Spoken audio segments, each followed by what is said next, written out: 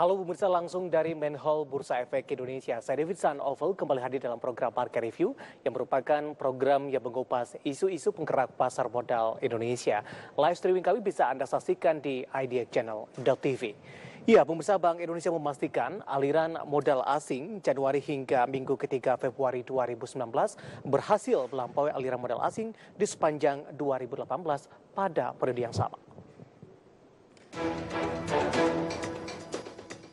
Gubernur Bank Indonesia Peri Warjio kepada media mengatakan pihaknya mencatat aliran portofolio asing yang masuk ke Indonesia sampai dengan tanggal 21 Februari 2019 telah mencapai total inflow 45,9 triliun rupiah. Kondisi ini menunjukkan tren yang sangat positif karena melebihi keseluruhan inflow di tahun 2018 yang lalu. Total dana masuk ini terdiri dari surat berharga negara atau SBN sebesar 33,9 triliun rupiah, saham sebesar 11,3 triliun rupiah, sertifikat Bank Indonesia atau SBI sebesar 1,1 triliun rupiah. Kondisi ini menunjukkan tren yang sangat positif karena melebihi keseluruhan inflow di tahun 2018 lalu. Sebagai catatan, aliran modal asing yang masuk sepanjang tahun 2018 hanya sebesar 13,9 triliun dengan rincian pada SBN 20,1 triliun rupiah. Sementara itu, saham mengalami outflow sebanyak 6,5 triliun rupiah.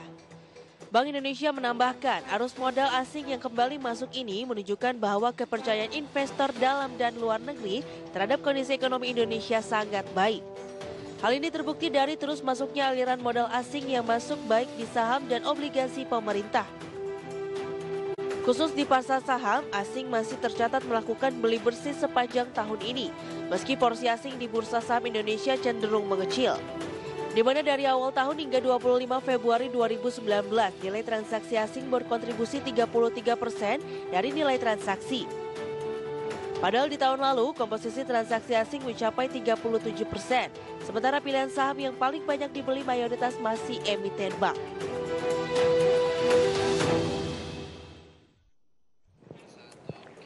Ya pemirsa, topik kita kali ini adalah di mana investor asing masih berburu saham perbankan di Bursa Efek Indonesia dan bagaimana ini tinggal asing yang masuk ke dalam pasar domestik lebih memilih kepada SPN dan juga saham, dan bagaimana juga untuk proyeksi saham-saham yang ada di sektor perbankan terutama di tahun 2019 ini. Dan untuk membahasnya sudah hadir di Main Hall Bursa Efek Indonesia ada Bapak Praska Putrantio yang merupakan Senior Research Analyst Infovesta. Kita akan langsung sapa saja Pak Praska. Apa kabar Anda Pak? Baik. Ya. Terima kasih Pak Praska sudah meluangkan waktu di IDX Channel. Ini menarik Pak Praska. Sebelumnya sempat juga kita bahas dana asing yang masuk ke Indonesia cukup gencar di awal 2019, baru di awal, tapi ini posisinya sudah melebihi pencapaian di sepanjang 2018 lalu. Dan lebih banyak masuk ke SPN dan juga saham. Ya. Dari pandangan Anda, apa yang menyebabkan dana asing masuk ke dalam negeri di awal 2019 ini? Ya, baik. Jadi kalau saya review memang kondisi di tahun 2019 ini bisa dibilang agak berubah ya dari perkiraan sebelumnya, di mana market memprediksi bahwa pasar di 2019 ini secara ekonomi dan juga sentimen ini agak banyak negatif. Ternyata pada setelah mengenai isu perang dagang ya, jadi ditunda mengenai saling pengenaan tarif, jadi membuat kekhawatiran tersebut mereda. Yang pertama, yang kedua, The Fed sendiri pada akhirnya mulai menyadari bahwa kenaikan suku bunga yang cukup agresif di tahun 2018 ini membuat ekonomi sudah mulai agak slow down. Beberapa indikator sana menunjukkan seperti inflasi, data pengangguran juga sudah mulai sedikit naik, dan juga data indeks manufaktur juga sudah turun. Ini artinya menunjukkan bahwa The Fed potensi di tahun 2019 ini kenaikan suku bunganya diperkirakan tidak sampai 3 kali, bahkan mungkin hanya sekitar 1 sampai 2 kali. Artinya lebih konservatif dibanding perkiraan awal ya di tahun 2018 kemarin. Nah, hal tersebut yang membuat ekspektasi di tahun 2019 ini suku bunga kita pun juga diprediksi mungkin akan stabil, atau mungkin kalau naik hanya naik 1 basis point, dan terrefleksi juga pada nilai tukar kita menguat sampai akhirnya turun di bawah Rp14.000 per dolar Amerika Serikat. Ini yang menurut saya, meskipun cadangan neraca perdagangan kita masih defisit, performa dari rupiah menguat ini membuat daya tarik investor asing kembali masuk ya. Jadi mengakumulasi saham-saham big caps dan juga mid caps juga yang valuasi murah namun prospeknya cukup baik di tahun 2019 ini. Baik, asing tidak masuk hanya kepada Indonesia tapi beberapa negara lain. Tapi pertanyaannya adalah kenapa Indonesia terpilih menjadi salah satu negara tujuan investasi? Apakah memang dari sisi makroekonomi kita masih potensinya juga masih cukup besar? Baik, secara daya tarik memang Indonesia lebih prospektif ya di ASEAN, meskipun secara valuasi kita sedikit berkompetisi juga dengan Korea Selatan ya dan juga Tiongkok. Namun kita lihat sih prospek pertumbuhannya, resiliensi ekonomi kita ditopang oleh sektor konsumsi, belanja masyarakat dan juga pemerintah di tengah tahun politik tentunya dan kalau kita lihat secara historikal di tengah tren tahun politik ini kinerja bursa kita cukup cemerlang ya, rata-rata di atas 20% ini saya rasa membuat daya tarik kita di tengah bursa yang saat kemarin koreksi membuat valuasi murah dan memasuki tahun politik menjadi peluang untuk kayak market timing yang bagus untuk bisa kembali mengkoleksi saham-saham yang sudah terkoreksi. Baik, tadi pun juga saya sudah sempat jelaskan asing itu banyak masuk kalau kita runut ya dari dana asing yang masuk ke pasar domestik itu lebih kepada portfolio bukan kepada FDI ini. Dan portfolio terdiri dari saham kemudian juga ada SBN. Bagaimana Anda melihat keputusan asing untuk masuk ke Indonesia tapi lebih kepada fokus kepada SBN dan saham? Ya sebenarnya dengan masuknya lebih ke soal berharga ya, ini lebih menunjukkan bahwa asing itu lebih percaya pada ekspektasi ya. Jadi asing sudah percaya pada ekspektasi Indonesia di tengah ekonomi akan coba paling tidak stabil, tumbuh tetap di atas 5% dan mulai bisa terakselerasi ya di tengah justru negara-negara emerging market lain yang rentan terguncang ya oleh mungkin gejolak di faktor eksternal seperti katakan di Tiongkok maupun di Amerika Serikat. Nah, di kita lihat kan mungkin di sini exposure dari kita terhadap Tiongkok dan Amerika Serikat ini relatif kecil ya. Nah, sehingga bisa dibilang ya kita ini lebih bisa dibilang ya tidak terlalu terguncang pada saat nanti terjadi misalnya goncangan di faktor eksternal seperti itu. Baik, semakin menarik Pak Praska, nanti kita akan lanjutkan. Nanti kita akan coba bahas selain dari faktor yang Anda sebutkan, apakah memang dari sisi lain, dari sisi investasinya sendiri, dari sisi saham, kemudian juga SBN, profil risikonya juga lebih rendah. Kemudian ini juga lebih ke arah jangka pendek, mungkin bisa ketika apapun yang terjadi, modal yang ada di domestik juga bisa ditarik keluar kembali oleh investor asing. Nanti kita akan lanjutkan, kita akan jeda terlebih dahulu dan pemirsa tetap bersama kami. Market Review akan segera kembali sesaat lagi.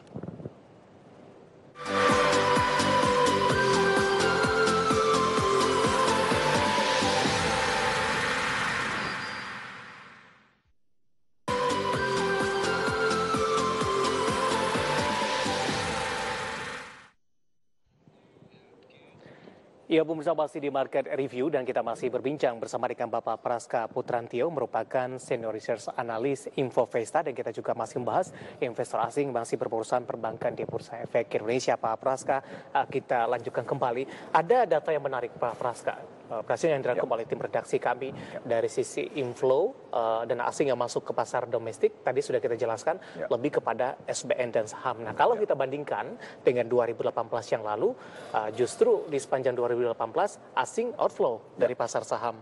Sementara di awal tahun 2019 inflow jauh melebihi dibandingkan dengan 2018 lalu. Apakah memang kondisinya sudah berbeda ini sampai sejauh ini? Ya, tadi terkait dengan memang perubahan sentimen ekspektasi yang di luar di luar prediksi ya. Jadi di 2012 ini yang tadi diperkirakan mungkin masih agak ketidakpastian cukup besar, ternyata lebih cerah nih di awal tahun. Nah, ini membuat dana asing memang yang saya lihat di sepanjang kuartal 3 tahun 2018 cukup masif keluar. Mereka sebenarnya mulai masuk di kuartal 4 seiring dengan momentum window dressing. Namun akumulasi tersebut memuncak di Januari 2019 ini, di mana total kumulatifnya ini sudah mencapai menembus angka 10 triliun di sepanjang Januari, dan sampai Februari ini sekitar 10,58 triliun untuk dana asing di pasar saham hingga 22 Februari kemarin. Kalau dibandingkan dengan waktu yang sama di 2018 yang lalu, jauh ketimpangan atau range perbedaannya? Oke, untuk di periode sama tahun lalu, saya rasa di sini datanya juga menunjukkan asing sama-sama masih mencatat surplus ya di 2018 di sepanjang Januari sampai Februari. Namun secara jumlah masih lebih tinggi yang di tahun ini. Karena di tahun lalu itu puncaknya sekitar lebih dari 10 triliun itu baru tercapai di sekitar bulan Maret ya, terlebih pada saat indeks itu menembus level tertinggi 6690 ya, sampai hampir 6700 di sekitar bulan Maret April. Itu. Baik, ketika dari sisi global penuh oleh ketidakpastian, investor asing masuk ke beberapa negara emerging market termasuk ke Indonesia. Apa penyebabnya tadi juga sudah Anda jelaskan. Nah, pertanyaan selanjutnya adalah kenapa mereka memilih lebih kepada SBN dan saham ini untuk pengalokasian dana dari investor asing ini? Oke, mungkin secara alokasi, secara saham dulu ya. Ini kalau kita tadi selain valuasi murah karena sudah cukup tertekan ya di sepanjang 2018 dan apalagi kan kita banyak sektor yang sangat menarik nih, terutama sektor perbankan ya kan, konstruksi yang sudah secara cash flow diprediksi sudah mulai membaik ya di kuartal 4 dan di tahun 2019 ini, dan di samping itu juga ada sektor barang konsumen juga. Nah, beberapa saham-saham big caps yang cukup murah secara valuasi itu memang jadi yang menyebabkan kenapa pasar saham kita menjadi cukup menarik. Nah, di samping itu untuk pasar SBN ini kalau kita lihat meskipun yield kita ini kan sudah kembali turun ya, sempat 9%, kemudian sekarang 8 dan sudah di bawah 8% yield obligasi pemerintah tanggal 10 tahun.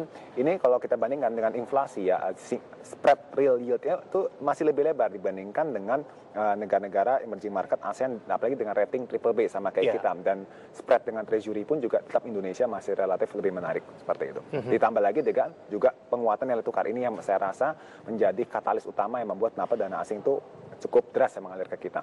Baik, kalau kita fokus lagi kepada saham, ketika asing masuk ke pasar domestik, tadi juga Anda katakan mereka lebih kepada ke arah saham-saham big cap. Nah, di saham-saham big cap dari sisi sektor yang lebih utama apa? Klasifikasinya yang mereka tuju terlebih dahulu dari pedagang-pedagang selanjutnya. Apakah perbankan memang salah satu menjadi pilihan utama bagi investor asing? Salah satunya memang perbankan, namun kalau saya amati beberapa saham-saham big caps justru relatif net sell ya di memasuki Februari ini. Untuk saham-saham perbankan yang small dan mid caps ini seperti katakan di BTPN, BPTN di sini kan kalau saya lihat juga mulai ada istilah inflow, yang big caps adanya inflow itu lebih ke BBRI ya, untuk Bank Mandiri, BCA, BBNI ini saya rekap 1 bulan terakhir ini mulai memasuki outflow. Jadi mulai banyak net sell di big caps. Kenapa? Karena saya momentumnya saham-saham perbankan ini cukup menjadi driver paling kencang ya di Januari, sehingga mengangkat indeks juga sempat menembus level 6.500 seperti itu. Apakah ini profit taking biasa saja? Oke, jadi menurut saya memang lebih ke jangka pendek ya. Kenapa? Karena saya rasa investor asing juga masih mencermati isu perang dagang yang kemarin kan berakhir di 1 Maret ya, negosiasinya. Jadi penundaan dengan tarif. Nah, sekarang dengan mundurnya deadline tersebut, tentu saja investor asing masih cenderung wait and see juga dengan perkembangan dari isu trade war, tambah lagi juga dengan kondisi US sekarang yang masalah hutang kan sekarang menjadi sorotan di tengah ya, mulai akan rencana kembali menaikkan plafonnya. Jadi antisipasi hal-hal tersebut yang mana bisa menimbulkan goncangan eksternal ya, ini yang mungkin diantisipasi oleh investor asing. Karena apa? Karena suka tidak suka meskipun kita cukup kuat secara prospek ekonomi dalam negeri, namun kita cukup rentan sekali ya dengan isu-isu eksternal, contohnya seperti kenaikan suku bunga The Fed dan sebagainya tahun kemarin yang sudah terjadi, membuat bursa kita cukup tertekan. Baik, nah kita akan coba review Pak Praska di 2018 yang lalu seperti apa sih pergerakan dari saham-saham big cap yang ada di Bursa Efek Indonesia, terutama kalau kita lihat lagi dari sisi perbankan. Di 2018, The Fed beberapa kali menaikkan suku bunga acuan dan responnya terhadap dari Bank Indonesia juga beberapa kali juga menaikkan suku bunga acuan dari level rendah, kemudian sekarang sudah berada di level 6%. Dengan kombinasi tekanan yang ada, kalau kita lihat juga dengan performa secara full year dari saham-saham perbankan, baik big cap maupun dari second liner, bagaimana Anda lihat? Masih cukup kuat atau seperti apa? Ya, oke, dari saham big caps dan second liner, saya rasa yang lebih masih kuat tuh di second liner. Kenapa? Big caps ini untuk di kondisi saat ini ya, kita bicara di 2019, memang cenderung mulai sedikit kena profit taking ya, jadi kenaikannya agak relatif lambat dikarenakan mungkin lebih ke arah shifting ya, ke saham-saham yang mungkin lebih murah secara valuasi dan belum terlalu banyak naik seperti itu. Dan juga kalau saya amati memang ada juga potensi switching ya, kalau secara dana asing di sini ke pasar SBN, di mana pasar SBN kepemilikan asing ini hanya sekitar 900 triliun, sekarang di memasuki Februari bertambah ya cukup signifikan sekali, menyentuh sampai 930 triliun, artinya ada sekitar penambahan 30 triliun masuk ke pasar SBN. Artinya ya memang di tengah mungkin ya fluktuasi juga bursa regional, dan investor asing cenderung mungkin agak sedikit shifting juga ke SBN. Masuk ke pasar domestik, ke saham, ke perbankan, setelah naik profit taking pindah ke SBN. Apakah alurnya seperti itu?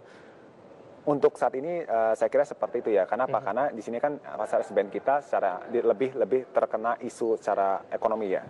Jadi di tengah ekonomi yang masih cukup solid prospeknya, proyeksi pertumbuhan sekitar 5,1-5,2, ini membuat ya pasar usaha negara kita ya masih cukup menarik seperti itu. Dalam lagi rasio utang kita kan juga kita bandingkan masih relatif kecil. Iya, kita akan jeda kembali Pak Praska, nanti kita akan lanjutkan, nanti kita akan coba bahas, kita akan coba lihat secara lebih detail bagaimana potensi dari saham-saham di perbankan di 2019 ini ketika The Fed tidak agresif menaikkan suku bunga acuan, apakah ini juga akan menopang dari sisi pergerakan dan kinerja di 2019. Kita akan jeda, nanti kita akan lanjutkan dan bersama kami. Market Review akan segera kembali sesaat lagi.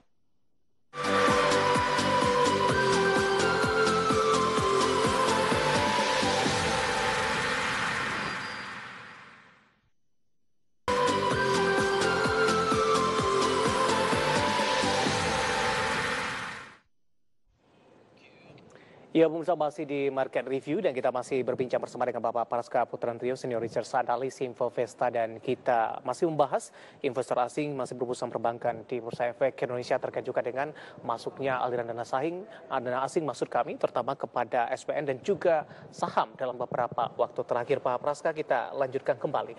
Nah, prospek untuk dari perbankan, The Fed tidak akan agresif menaikkan suku bunga acuan dan tentu nanti juga berpengaruh kepada Bank Indonesia yang tidak menaikkan suku bunganya dan lebih kepada kenaikan suku bunga kredit juga ini bagi perbankan. Apakah ini angin segar tidak bagi sektor perbankan di 2019 ini?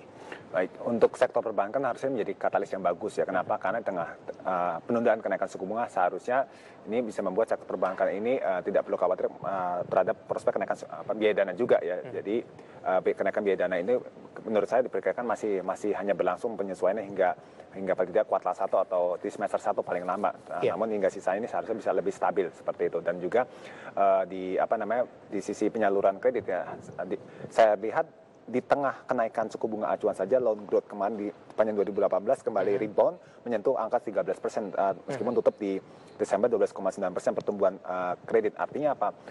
Demand untuk permintaan terhadap kredit ini masih cukup tinggi. Dan di tengah penurunan suku bunga acuan harusnya ini bisa menambah lagi ya penyaluran kredit sektor perbankan, yang mana harusnya pun juga bisa berdampak positif ke ekonomi kita. Baik, Pak Praska, nanti kita akan lanjutkan, kita akan bergabung sejenak terlebih dahulu.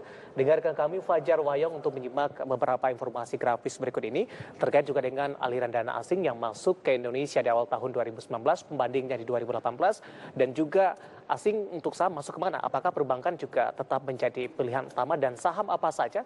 Dan informasinya akan disampaikan oleh rekan kami Fajar Wayong. Silakan Fajar.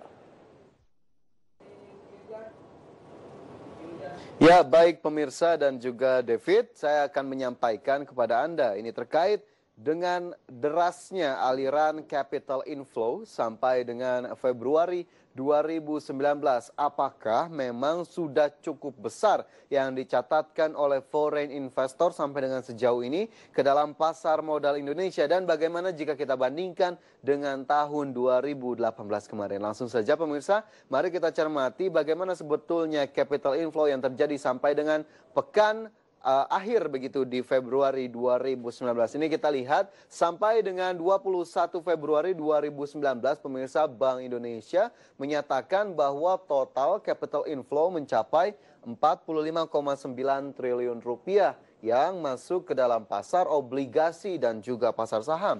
Di mana untuk SBN pemirsa masuk sebesar 33,9 triliun rupiah, sementara untuk saham di 11,3 triliun rupiah, dan sertifikat Bank Indonesia menempati posisi paling terakhir di 1,1 triliun rupiah. Jadi memang ini capaiannya masih cukup baik. Dan jika kita bandingkan dengan tahun 2018, apakah memang cukup besar ataupun cukup jauh ini pertumbuhan dari capital inflow? Kita lihat di sepanjang tahun 2018 pemirsa, bahkan capital inflow tercatat hanya sebesar 13,9 triliun rupiah yang terbagi ke dalam pasar obligasi yakni surat berharga negara sebesar 20,1 triliun rupiah, dan saham mengalami outflow, capital outflow, jadi modal asingnya keluar pemirsa kurang lebih 6,5 triliun rupiah, sehingga di sepanjang 2018 kemarin, total dana asing yang masuk hanya sebesar 13,9 triliun rupiah. Masih jauh lebih kecil dibandingkan dengan periode sampai dengan Februari 2019.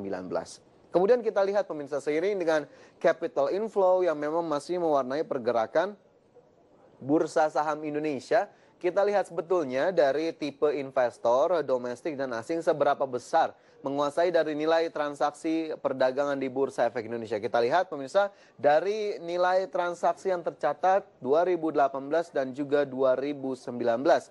Domestik ini di tahun lalu pemirsa menguasai 63%, sementara untuk foreign investor menguasai kurang lebih 37%.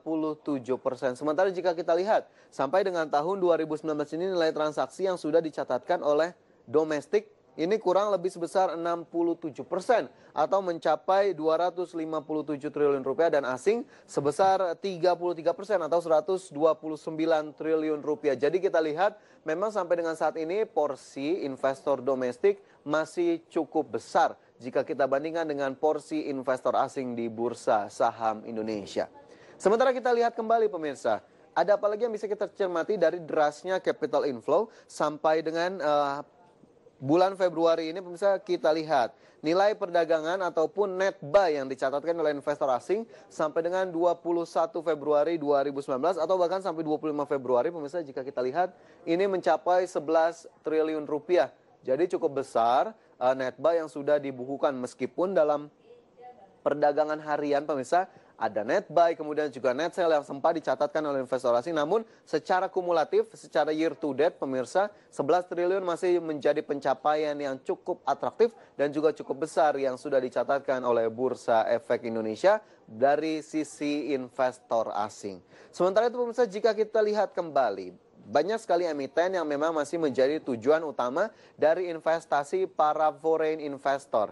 Jika kita lihat ini, bank masih mendominasi begitu tujuan saham-saham yang diburu ataupun dibidik oleh para investor asing pemirsa, sehingga kita lihat ini Bank BTPN menempati nilai bersih 14,27 triliun rupiah di posisi pertama, kemudian juga Bank BRI pemirsa 4,54 triliun, diikuti dari sektor telco, telekomunikasi 2,49 triliun rupiah, Bank BCA 1,35 dan juga Unilever 1,21 triliun rupiah. Jadi dari 5 saham utama tujuan dari investor asing ini diisi beberapa oleh sektor perbankan, ada BTPN dan juga Bank BRI.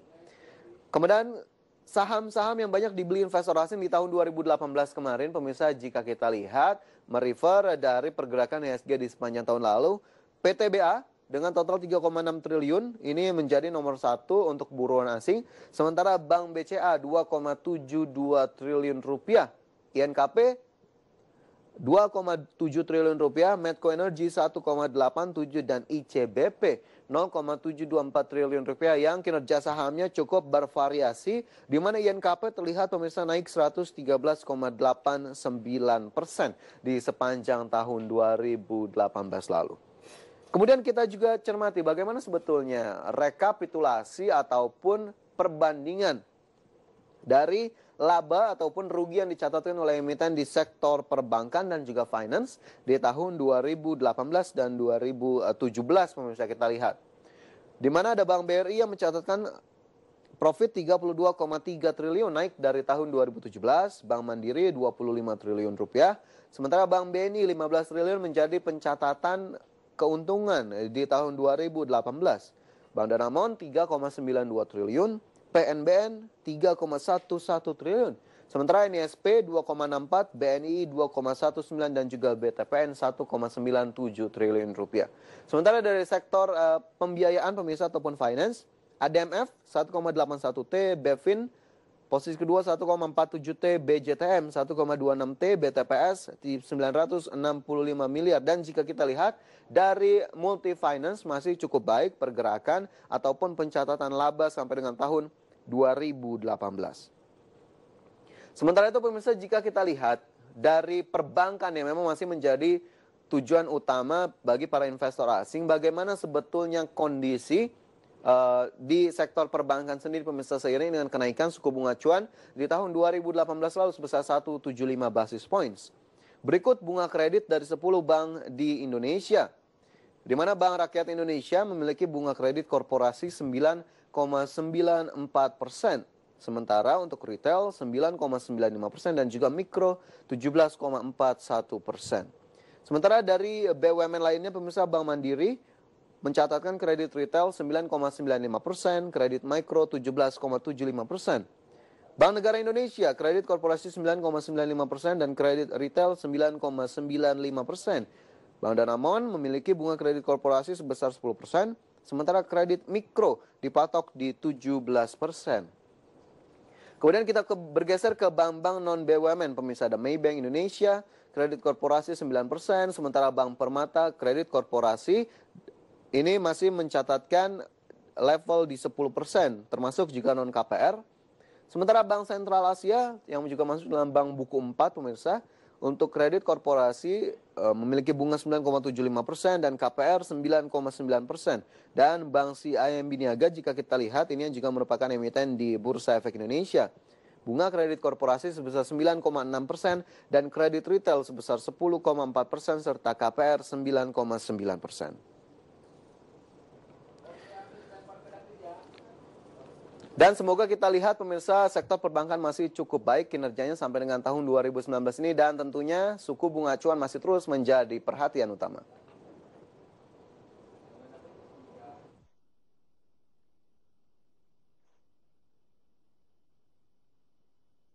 Terima kasih Fajar Wayong atas informasinya, dan Pak Praska, kita lanjutkan kembali menyambung perbincangan kita tadi keterkaitan antara The Fed tidak menaikkan suku bunga, kemudian juga Bank Indonesia menahan suku bunga acuan kepada di perbankan. Karena kita tahu mayoritas dari keuntungan perbankan masih berasal dari pendapatan bunga bersih. Apabila suku bunga naik, permintaan kredit akan berkurang dan begitu juga sebaliknya. Ya, jadi tadi memang di tengah tertundanya prospek kenaikan suku bunga acuan yang bisa potensi lebih dari 1 kali ya untuk the Fed rate. Ini memang tadi menjadi salah satu katalis juga. Kenapa di samping the Fed-nya tidak naik, otomatis kan imbal hasil obligasi Amerika Serikat tenor 10 tahun pun bahkan 30 tahun ini juga sudah mulai turun ya. Jadi yang 10 tahun ini sudah turun di bawah 3%, artinya sudah cukup mereda, dan ini juga membuat bisa dibilang ya ekonomi Amerika Serikat itu tidak terlalu mahal secara biaya pendanaan seperti itu, dan ini impact-nya juga ke kita, dan imbal hasil obligasi kita pun juga akhirnya menjadi trennya cukup pulih di tengah penurunan yield. Baik, tadi juga dari grafis juga kita sama-sama saksikan kinerja dari perbankan ini di 2018, meskipun tekanan cukup hebat, tapi kinerja mereka relatif bertumbuh begitu. Nah, bagaimana di 2019 dengan adanya sentimen positif ini? Kita akan jeda terlebih dahulu dan pemirsa bersama kami. Maka review akan segera kembali sesaat lagi.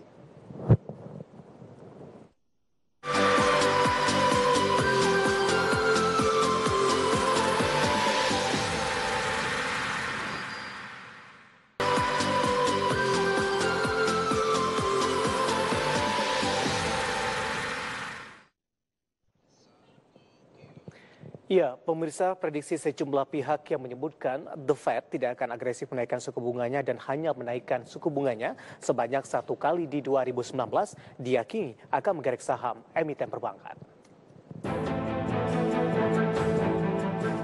Senior Vice President Royal Investium Sekuritas Johnson Nasriel kepada media mengatakan, bila The Fed benar-benar hanya menaikkan suku bunganya 1 kali, potensi Bank Indonesia untuk meningkatkan suku bunga acuan juga akan mengendur. Dengan potensi tersebut, perbankan tak lagi perlu resah soal permintaan kredit sepanjang 2019. Jika BI merengek suku bunga acuan, maka secara bertahap perusahaan bank juga akan mengikuti langkah Bank Sentral Nasional. Hal tersebut akan mengancam jumlah permintaan kredit terhadap perusahaan bank. Seperti diketahui, mayoritas keuntungan perbankan masih berasal dari pendapatan bunga bersih.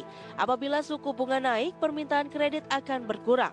Begitu juga sebaliknya, jika suku bunga turun atau stagnan, maka permintaan kredit berpeluang naik. Selain karena dipengaruhi sentimen The Fed, kinerja emiten perbankan yang cemerlang sejak Januari hingga September 2018 juga membuat sahamnya menjadi idola di kalangan pelaku pasar.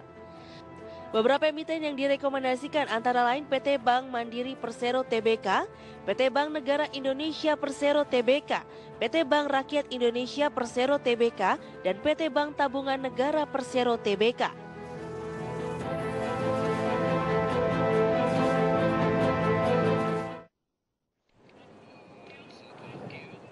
Ya, Bu Mirza, terima kasih untuk Anda masih bergabung bersama kami di Market Review. Pak Praska, kita lanjutkan kembali.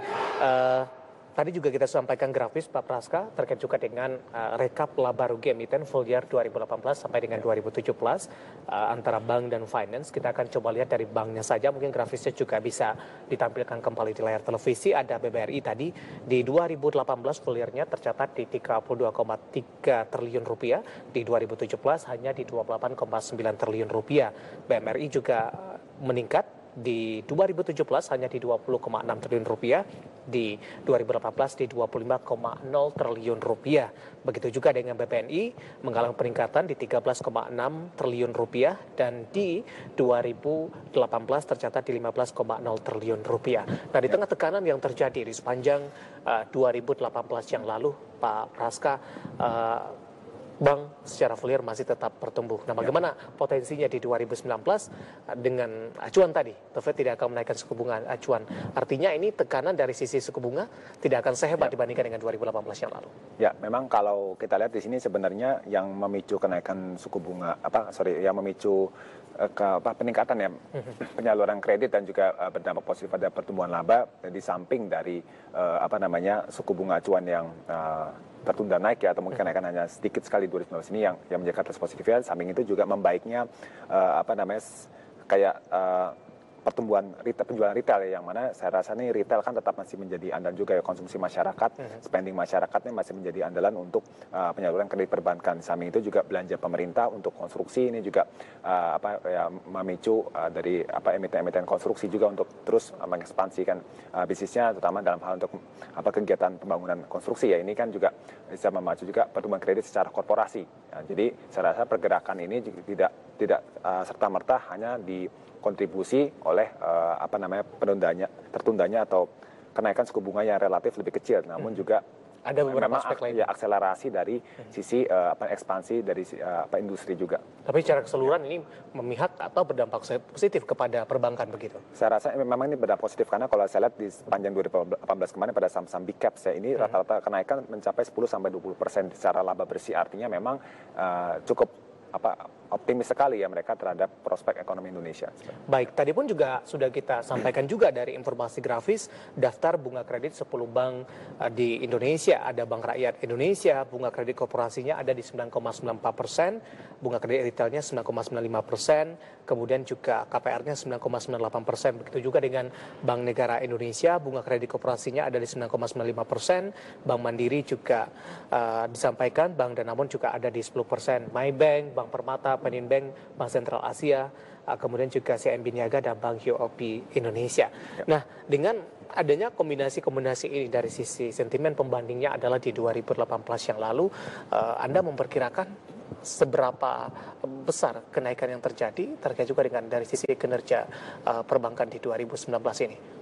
Ya, jadi kalau kita bandingkan memang 2018 kemarin terdapat ya tren kenaikan suku bunga kredit, namun kalau saya pantau akselerasinya tidak terlalu besar ya. Jadi memang penyesuaian tersebut tidak serta-merta langsung begitu suku bunga acuan kemarin naik, kalau nggak salah dari 4,5% menjadi ke 6%. Di situ dari BI 7 Days Repo Rate tidak langsung disesuaikan secara agresif juga oleh suku bunga kredit. Kenapa? Karena mereka juga mempertimbangkan dampak ya kenaikan NPL juga ya. Karena kalau kita bandingkan di 2018 ini dibanding dengan 2017 NPL relatif lebih tinggi ya, naik sedikit meskipun masih di bawah maksimum sekitar 5% aturan BI. Nah, namun dengan artinya dengan suku bunga kredit yang kenaikannya cukup dijaga dan menyeimbangkan juga, jadi dengan margin mereka ini perbankan lebih leluasa dalam hal penyaluran kredit yang terrefleks juga tadi menurut saya di pertumbuhan kredit secara tahunan itu tumbuh ya, akhirnya recovery lagi bisa tumbuh di atas double digit ya, ini ke angka 13%-an. Baik. Nah, di 2019 ini ada potensi tidak Bank Indonesia akan menurunkan suku bunga acuan ketika tekanan ini agak sedikit mereda, terutama dari The Fed tadi? Oke, untuk turun suku bunga acuan saya rasa tidak ya.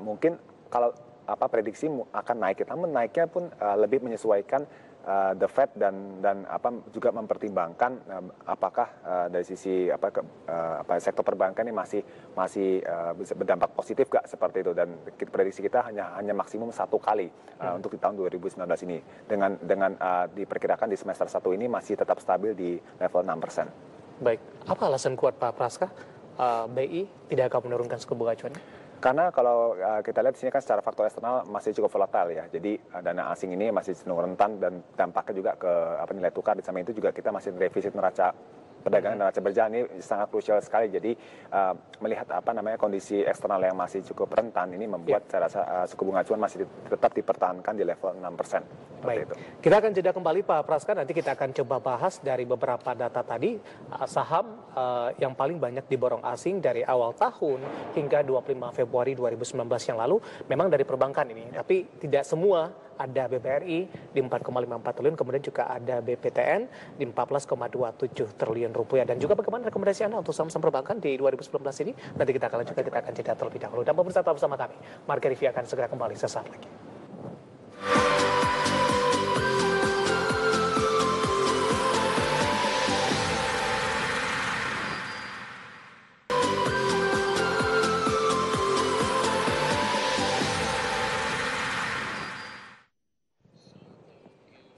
Pemirsa, tidak hanya ramai masuk ke saham perbankan di Indonesia, investor asing juga berencana menjual kepemilikan sahamnya di bank domestik. Yang terbaru misalnya, Standard Chartered atau Stanchart sudah mengumumkan kalau pihaknya berniat menjual 45% sahamnya di PT Bank Permata Tbk. Ya, pemirsa, masih di Market Review, Pak Praska, kita lanjutkan kembali dari informasi yang sudah kita sampaikan, aksi korporasi. Bagaimana Anda melihatnya? Stanchart berniat jual 45% sahamnya di PT Bank Permata Tbk. Selain dari Stanchart dan Permata juga ada Bank Mandiri kalau tidak salah, terkait juga dengan divestasi.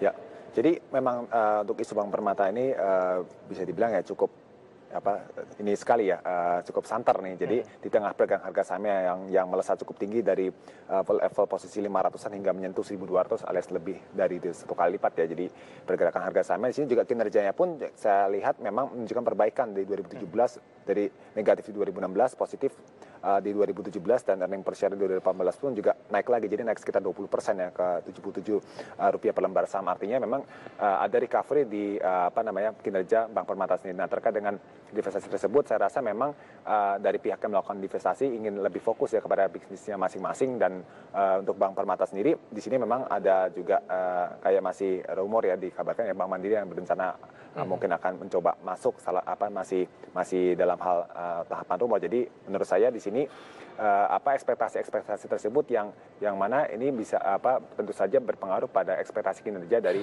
Bank Permata ya, terlepas setelah nanti kalau isu dari Standard Chartered dan Astra ya juga melepas, nih diharapkan dengan pergantian pemegang saham ya ini bisa semakin memperbaiki kinerja Bank Permata.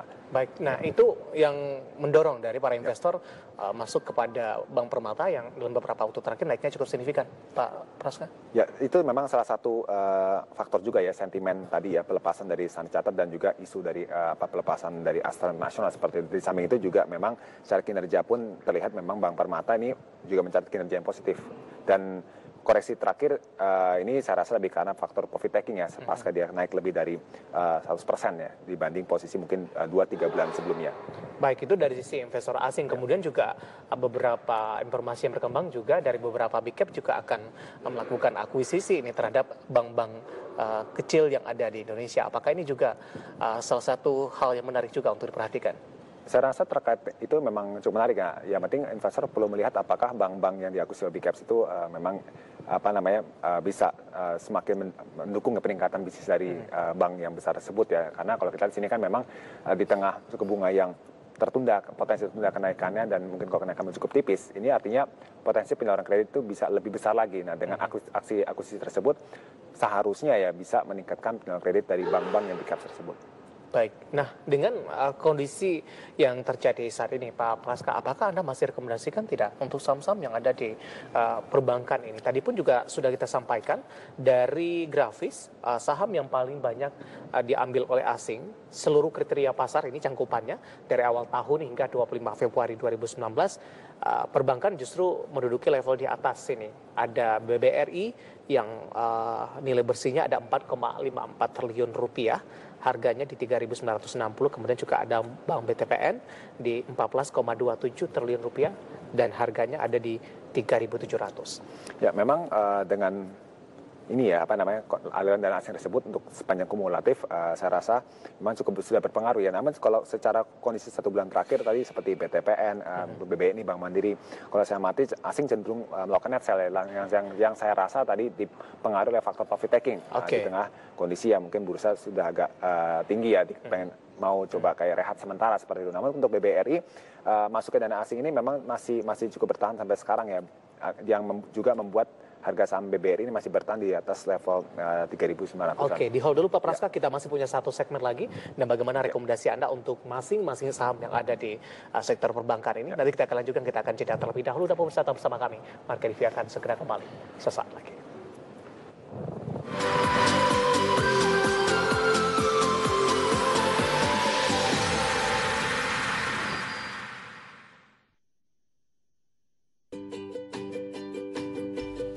Ingin berinvestasi di pasar modal?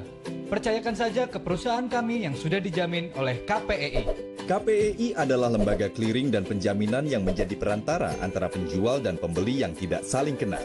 Fungsi KPEI untuk menentukan hak dan kewajiban, serta memastikan dipenuhinya seluruh hak anggota clearing saat jatuh tempo.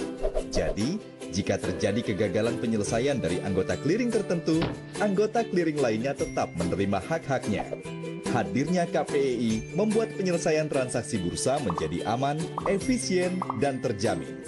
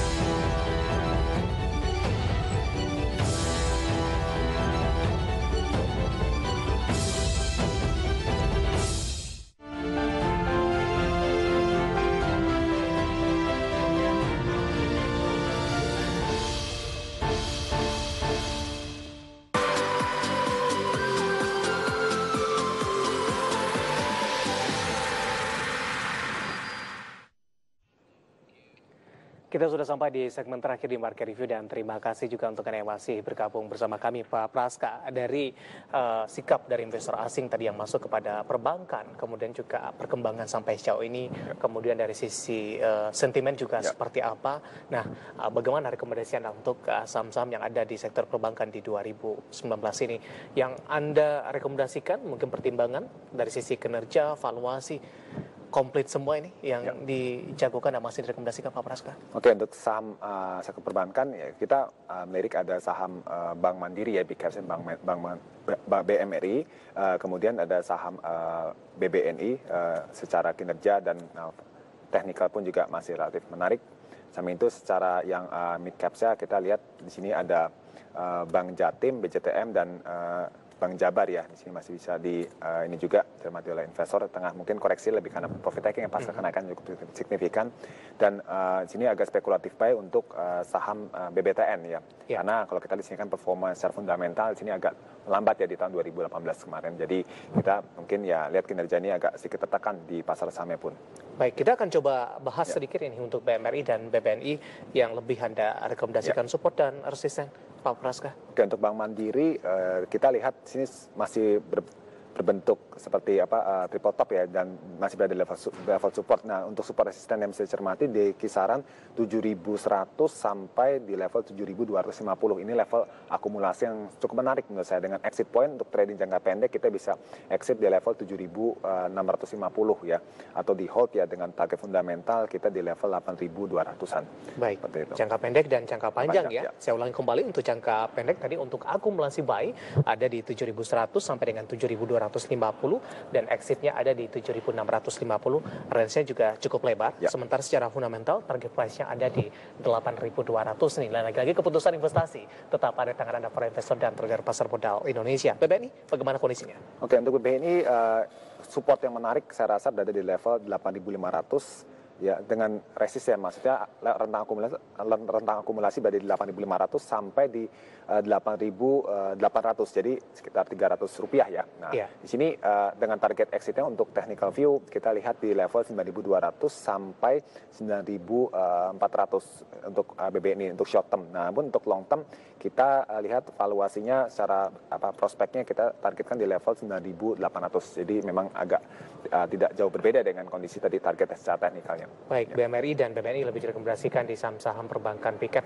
Sebenarnya untuk posisi big cap yang lainnya seperti apa Pak Praska? Kenapa Anda tidak begitu merekomendasikan? Oke, untuk big cap lainnya seperti BBCA, BBNI, ikut juga di BBTN, ya kan, dan BBRI dan BBTN.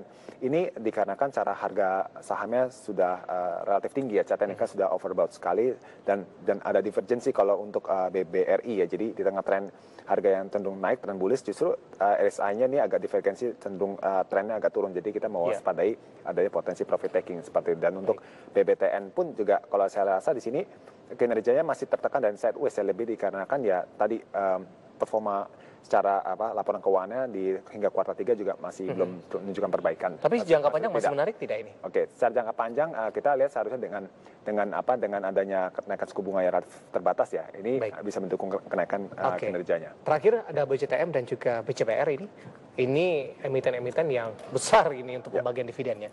Oke, untuk BCTM lebih ke trading buy saja ya BCTM karena belum terlalu turun koreksinya, kisarannya di 700 sampai 720 dengan target exitnya kita targetkan di 750. BJBR, singkat saja Pak. Untuk BJBR bisa diakumulasi di kisaran 1.950 sampai di level 2.000 dengan target exitnya ini short term secara technical view di level 2.200-an. Pembagian dividen juga harus diperhatikan di sini? Ya, saya rasa semua di periode sekarang ini waktunya mencermati juga informasi dividen seperti itu. Baik, Pak Praska, terima kasih atas waktunya dan ulasannya terkait juga dengan fundamental tadi, aksi korporasi dan juga rekomendasi saham-saham yang ada di sektor perbankan dan semoga bisa menjadi referensi bagi para investor dan trader pasar modal Indonesia. Terima kasih Pak Praska.